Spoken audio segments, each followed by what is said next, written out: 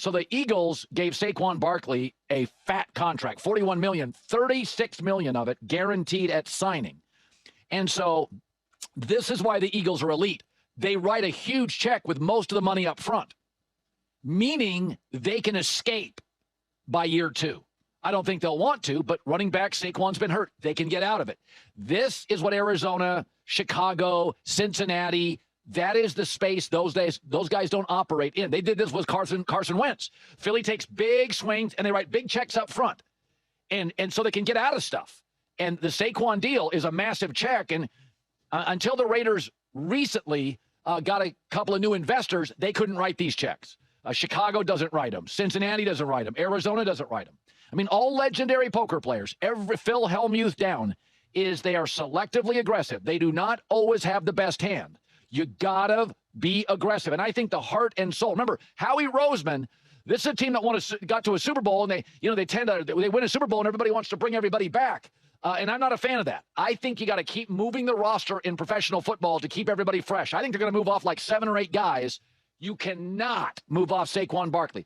There are 3 or 4 players on the Eagles you can't duplicate. You can't duplicate Jalen Carter on a rookie contract. You cannot replace Saquon Barkley. Even Derrick Henry's not this. So the soul of the Eagles to me is GM, O-line, quarterback, Saquon Barkley, and Jalen Carter.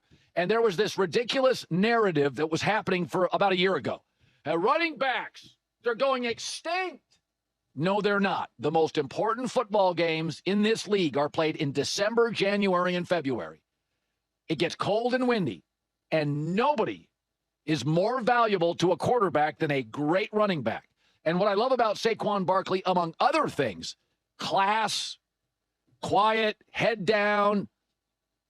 I mean, this guy played bad O-lines at Penn State, bad O-lines with the Giants, never complained a single time. He does it the right way, so I could not be happier for Saquon Barkley. And I know a lot of people out there, running backs a dime a dozen. No, they're not. No, they are not. The O-line as a collective is really the centerpiece of the team. But when Saquon didn't have a great O-line, he was still remarkable. And all the smart people knew it.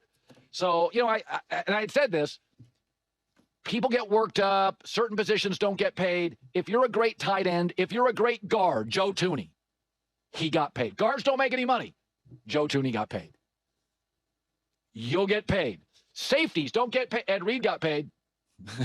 Ronnie Lott got paid. You'll get paid if you're great. Now, there's other positions where you don't have to be great. You can be Brock Purdy and good and get paid. But that's just the way the game works.